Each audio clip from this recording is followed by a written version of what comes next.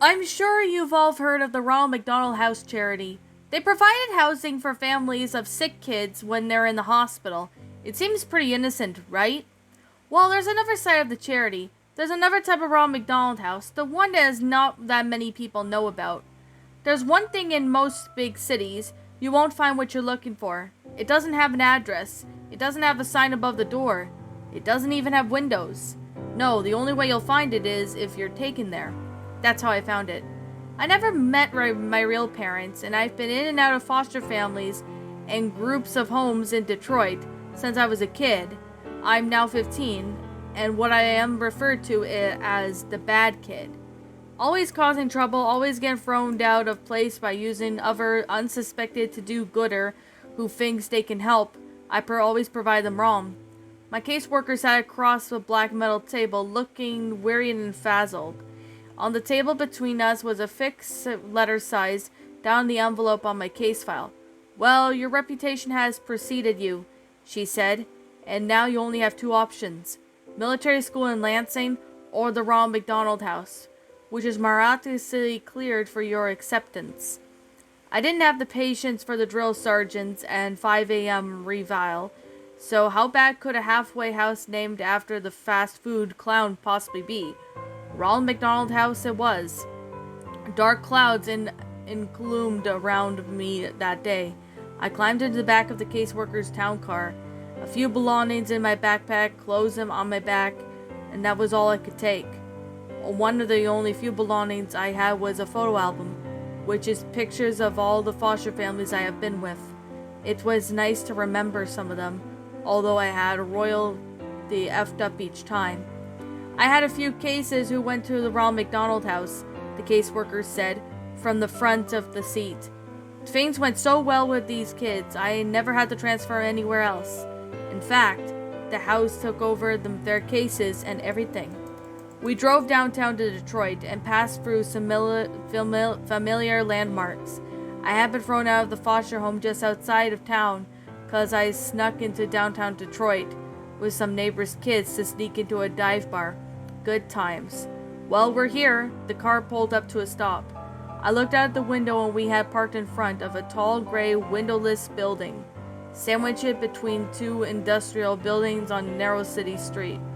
I noticed that there was an address on the street building on my left and one on the right, and none particular building, not even that sign. Are you sure? I asked, hesitating to open the car door and climbed out of the back seat. I slung my backpack over my shoulder, clinging it tightly with the strap, and followed the caseworker up to the windowless metal doors.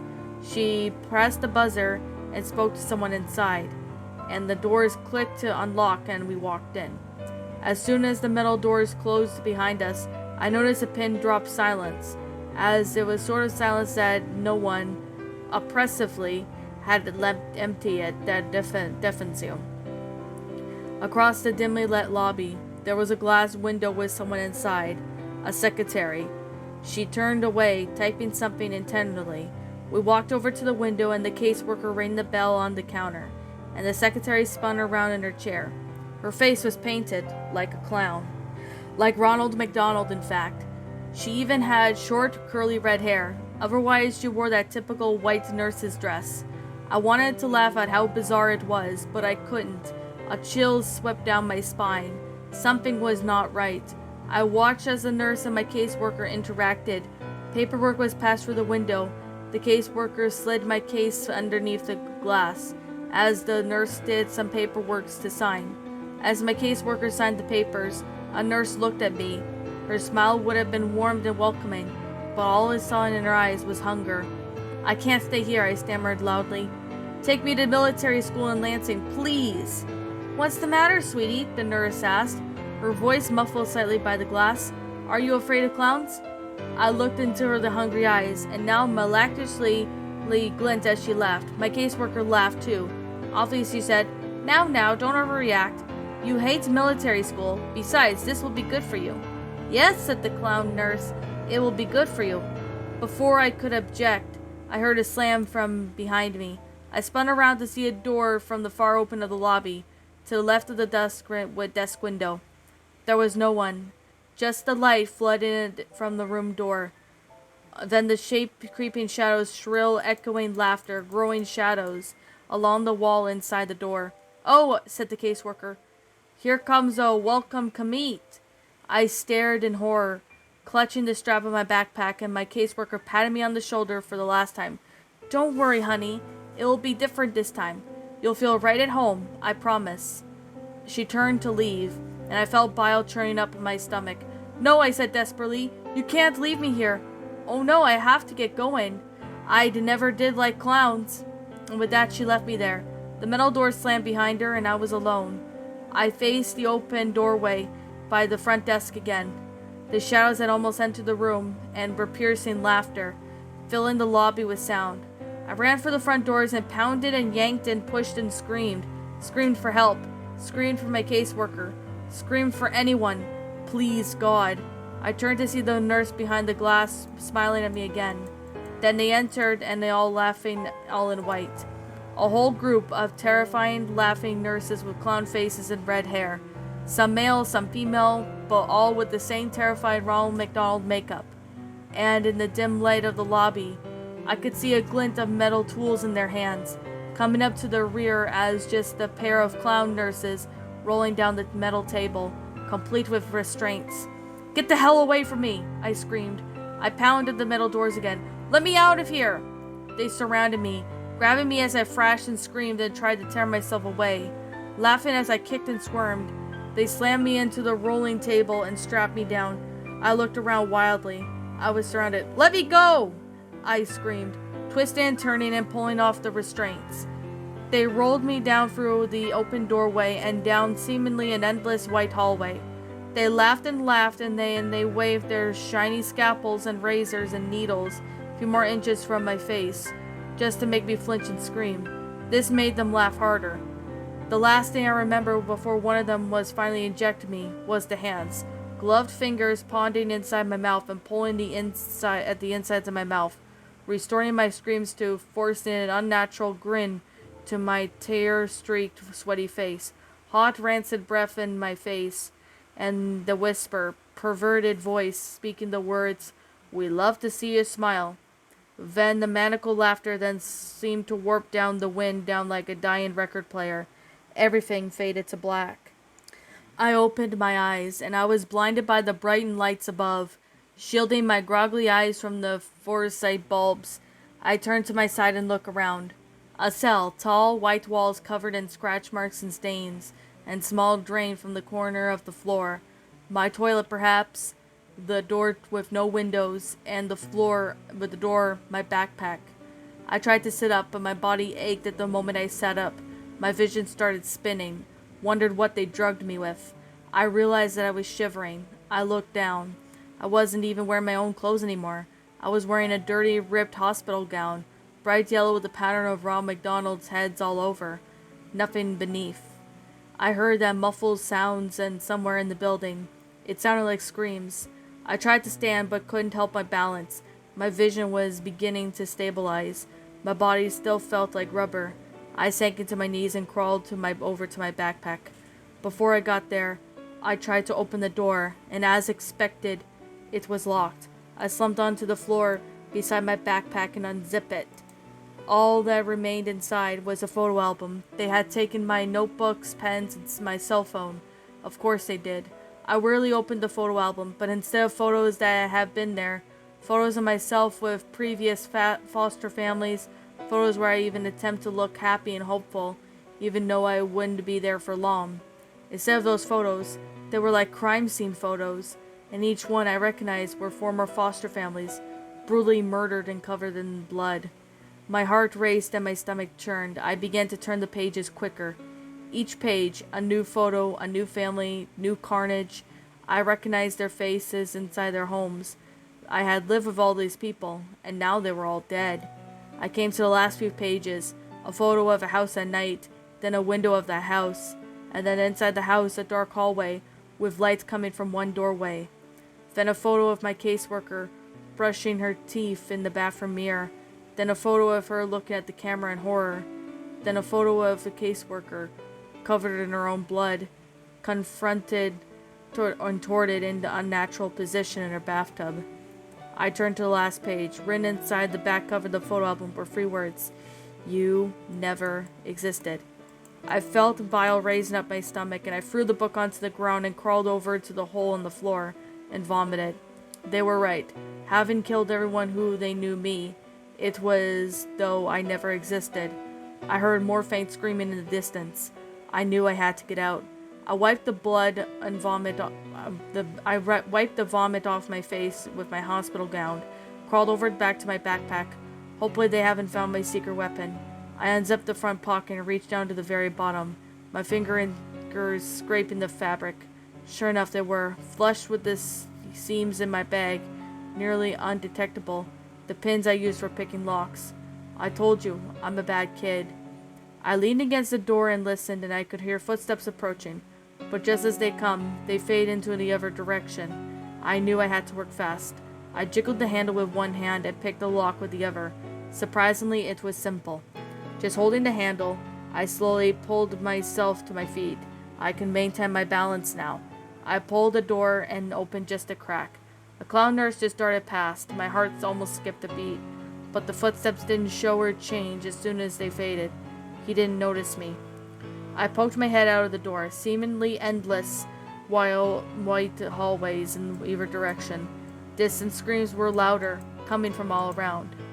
Taking a deep breath, I stepped into the hallway and closed the door behind me. I decided to go to the right, passing doors identical to the door that I had been behind. I heard screaming and sobbing coming from each one behind me. I stopped for a moment and opened the door. I heard the crying of a child inside.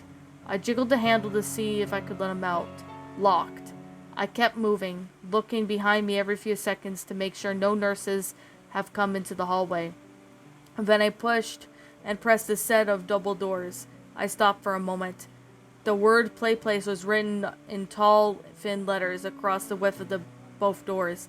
I heard some screaming coming within. Screams of multiple people, and laughter. The insane, shrill laughter of the clown nurses. I shuddered, and I was afraid to open to find out what sort of torture was happening inside, and I knew I had to keep moving. I saw the door with the stairway symbol, and I headed for it. As I opened the door, I glanced behind me and saw 2 clown nurses emerging from the playplace room. Their white outfits were covered in streaks of blood. I quickly shoved myself into the stairwell. Hopefully they hadn't noticed me. The stairwell was dimly lit with the cement walls and rusted railings.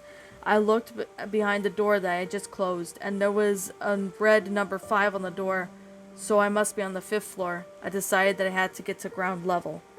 Each footstep echoed as I began to descend down the stairs. I couldn't hear the screaming anymore, just a low, deep humming sound, like pipes on the wall. It was a welcome respite. I finally came to the door number 1 staircase that descended to the few floors lower, but I stopped there and peeked through the door. More white hallways. No clown nurses to be seen so far. Thank God. So I stepped out of the door and walked into the hallway. I had to notice or hear any screaming on this floor. Just the buzz of 4 scented tube lights above. I came into the end of the hallway and another set of double doors. A large red cross, the kind that you see in a lifeguard stand or first aid. It was painted with the width of the doors. I pressed my ear at the door, and all I could hear was low, slow, rhythmic pulse like a machine at work, and faintly beeping sound, like you hear in a hospital room. I knew I shouldn't open the door, and I knew this wasn't the exit, but I had to keep looking. But I had to see. I turned the handle. It wasn't locked. I peeked inside. It was a carnivorous white room. Fluorescent lights flickered and buzzed, and I saw wires hanging around, and hanging from the ceiling were in rows. There were gowns, hospital gowns like mine, attached to the wooden from the ceiling. They were silent, and their hands were drooping forward. Their eyes even closed or staring at nothing. Some seemed to twitch a bit, but they were mostly still. Their crosses swung back and forth very slightly. And the hanging wires weren't wires. They were intravenous tubes attached to the kids. The tubes were sucking out their blood. I was almost vomited again right then and there. At the very center of the room, I had missed the rows of hanging crosses. I could see the rhythmic pulsing sound coming from a huge steel cylinder, which seemed to be collecting blood from the tangled tubes that dangled from the kids. I opened my mouth to scream, to cry out in anger. All I could say was, "What the hell?" That's when alarms began to sound, loud, piercing, like the police sirens of hell. They must have realized that I was missing. I shut the doors frantically and glanced around to see in the hallway if anyone was coming. No signs yet. I ran for the stairwell. As soon as I entered the stairwell, I heard a laughter from above, echoing and never berating throughout the stairwell. The clown nurses were coming. I stumbled down the stairs as fast as I could. I must have gone down to 3 stories before I reached the basement. I found myself running through the dark, sewer-like hallway, with small light bulbs overhead every 10 yards or so. I smelled decay and rotting flesh grow more and more pungent as I ran. As the laughter continued behind me, I managed to glance behind to see a small group of them running after me. I saw them come into the light and then became silhouettes again, their smiling faces glaring knives and needles pushing my adrenaline to the max. I ran past the alcoves and full stacked, rotting corpses, but I couldn't stop. I couldn't think of anything but escape. I turned to the corner and found myself facing the metal rungs of the ladder in the wall, until my head smacked the ceiling. Below me, there were the shadows that the laughter grows. Their footsteps showed, but they were close and they knew it. I pushed the ceiling above me, heaving over, up and panting and screaming. The clowns were below me, laughing and waving their scalpels. Something cut my leg. I screamed and pushed the last time. The ceiling gave away and the manhole cover slammed into a aspid pit above, a circular opening. I climbed out frantically and pushed the manhole cover back against the manhole, and blocking out the laughter of the clown's nurses below. I lay there on top of the manhole cover for a few minutes as I caught my breath. Rain fell onto my skin.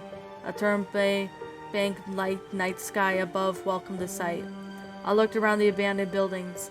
No broken glass, no lights, no cars, no sign of life at all. A police siren somewhere in the distance, then silence. I climbed onto my feet as the pain shot through my leg. As I looked down, saw the cut where my ankle was the clown nurse who had slashed me. Limping the best I could, I started to walk. "Hello," I called out. The only answer I got was a distant roll of thunder.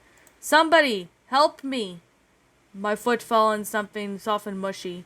I looked down, and there was a newspaper. I peeled it off to a wet absolute, and most of the ink had faded, but I was to make out the date, July 13th, 1992.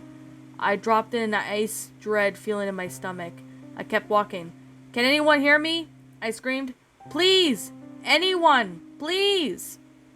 My words faded into delirious sobs.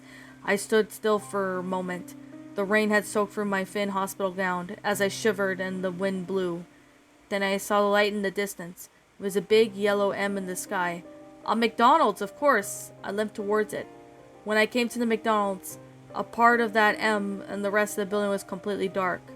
I walked cautiously towards the broken windows and looked in. Darkness. I turned to survey the place playground. 10-foot tall structures of colored tubes for kids to crawl through. Sitting on one of the benches was a familiar figure, the Ronald McDonald statue. You know, where you could sit beside him and it looks like he's got his arm around your shoulders? Every kid has seen it. I shuddered in sight. The doors were locked and unlocked and I walked in out of the rain.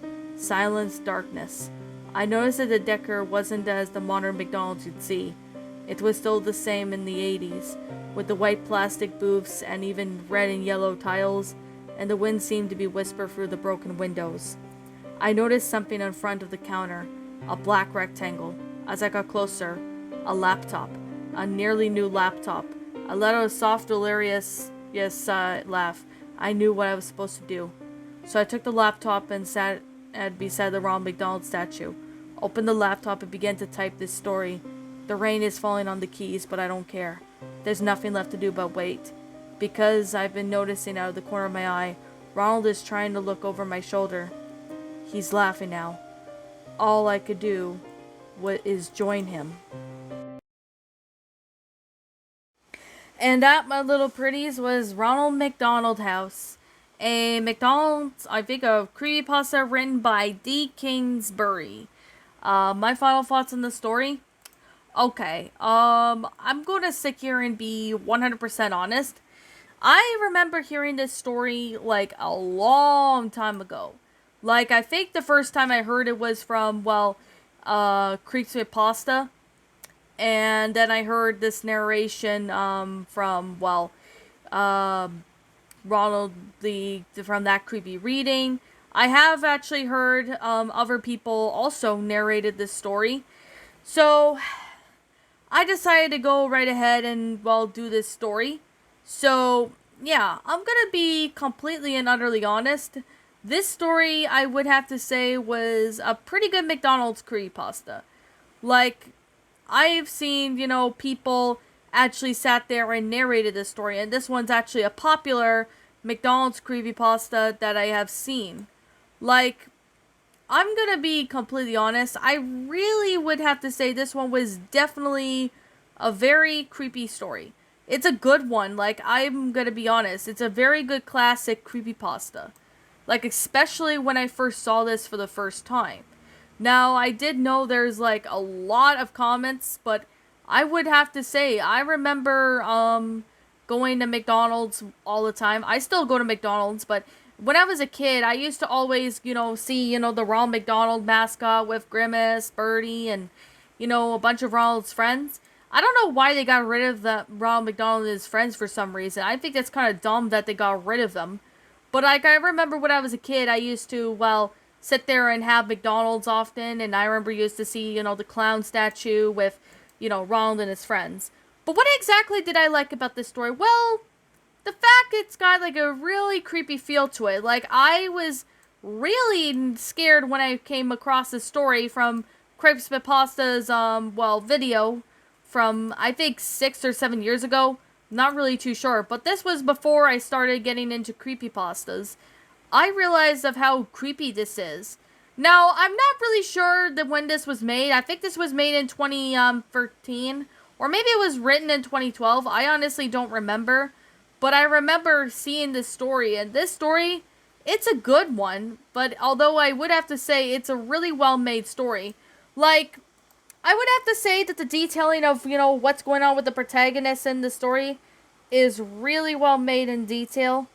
And I really would have to say, I really do like the fact that the author managed to put time and effort into this story, because like, I remember seeing a couple McDonald's creepypastas. I've read maybe a few ones related to fast food restaurants in this channel. Although I don't really keep track of them that often because, of obvious reasons. But you could definitely see that I have actually done, multiple stories regarding, fast food chains. And, I'm going to be 100% honest. I really found this story to be really fun. It was definitely well made in detail. So I have to say to the author that this story was absolutely amazing. Like, I kind of remember, narrating this story, back when I was a kid. And, to be honest, I really do find this one to be enjoyable. It's a pretty good pasta. So there's definitely that. So, okay.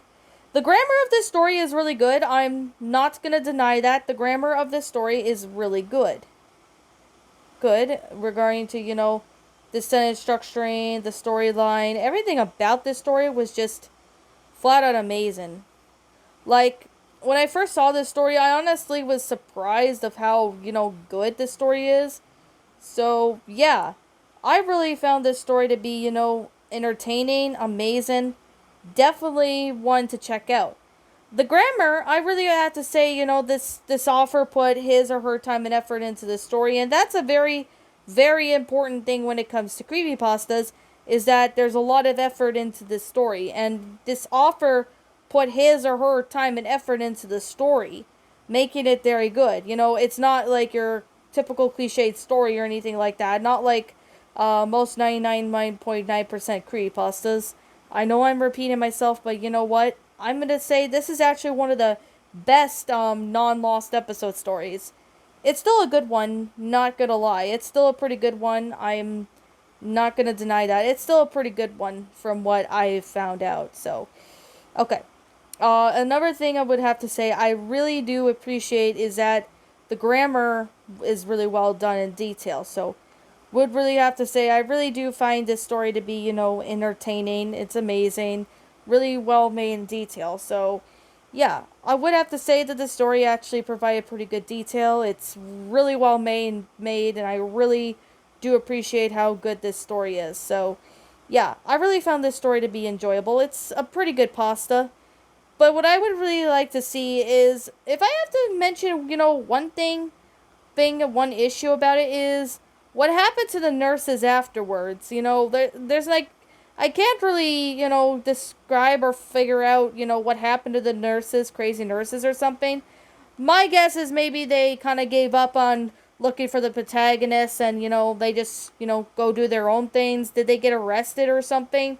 Like, this is actually quite of a pickle to actually figure out what actually happened to them. This is actually quite a pickle. Like, I'm saying that in the nicest way possible. Like, I'm not saying it's terrible. No, no, no, no. I'm not saying that the story is terrible. I'm saying that it's a pretty interesting concept for a story. And I would really like to hear what you guys think about, what's going on with the nurses or what's going to happen to them. But I guess with that being the case, I'm going to sit here and wrap this up. Like I'm going to say right now, and like I always continue to say, this is just simply my own personal opinion. And if you happen to disagree with me, that's fine too. We're all entitled to our own opinions in regards to these creepypastas, and this is just simply my own personal thoughts. My final rating of this story would have to be a 10 out of 10. It's a very enjoyable creepypasta. It was very well made in detail.